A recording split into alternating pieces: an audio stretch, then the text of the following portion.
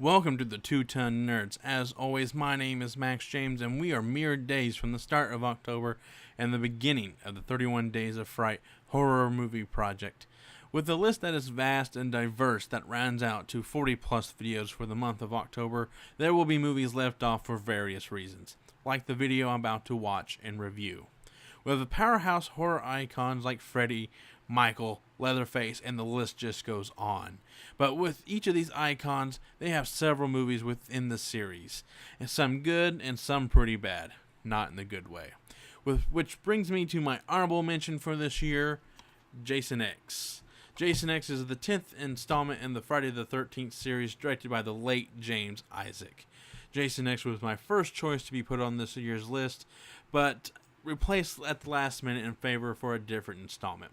Without further ado, I'm going to go right into watching this movie, and I'll be back, as always, in a few seconds to tell you what you need to know about this movie.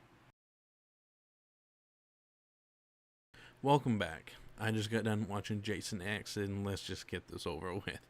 I have several different categories to get through for this review, and first up, the story. The plot of this well-crafted piece of cinema is Jason in space.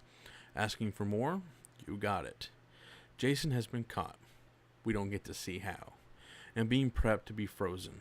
But the powers that be see it as an opportunity to study Jason's Wolverine healing powers. But it goes wrong, Jason gets free, kills a bunch of people, and gets frozen anyways. Flash forward 455 years, Jason is found, thawed, and kills a bunch of people, but in this time in space. Along for the ride is the character Rowan, who gets frozen along with Jason and thawed out as well. She becomes useless the moment she comes thawed out. Jason does what he does best, taking out a well-armed squad of soldiers that would put Solid Snake to shame, and basically stalking and killing for the first part of the movie.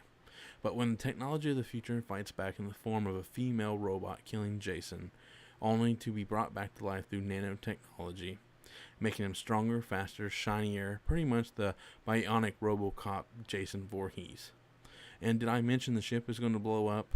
So the plot shifts to getting off the ship before Jason kills them, or the ship does. The cast is filled with nobodies, but they have a Firefly or reject feel to them.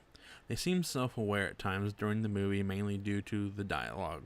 They spew these terrible one-liners before dying or making references to greater sci-fi movies in times of peril. The actress that played Rowan is obviously the best actor in the movie in terms of delivering lines, but Kane Hodder as Jason is like Robert Englund as to Freddy Krueger. But in Jason X, Jason doesn't act like Jason or look like Jason, besides the hockey mask. The special effects is passable but very dateable and feels like a sci-fi original movie. I know the movie's old, but look at even older movies. They look pretty fresh sometimes. Prime example, the original Star Wars. Most of the special effects for the deaths was CG or ones that we've seen 1,000 times before.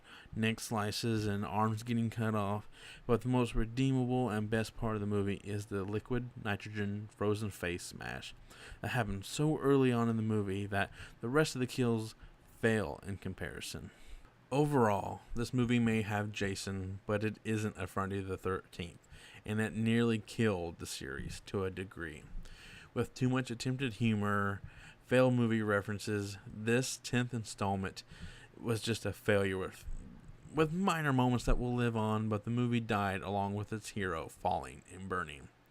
I do have the classification scale 1 through 5, 1 being your run-of-the-mill horror movie, 2, best watch with the group, 3, it's more than average horror but adds nothing new to the genre, 4, helps move the genre forward, and 5, being a horror classic. And Jason X is a 1. The blood, the guts, everything has been done much better, but has also been done far worse. But I do have to say that there is a scene of note. There's this scene with Jason being in a virtual reality of 1980s Crystal Lake, and some reason that the look and feel of this scene should have been the focal point of this movie. My name is Max James. I am a two-ton nerd, and I'm going to go geek out.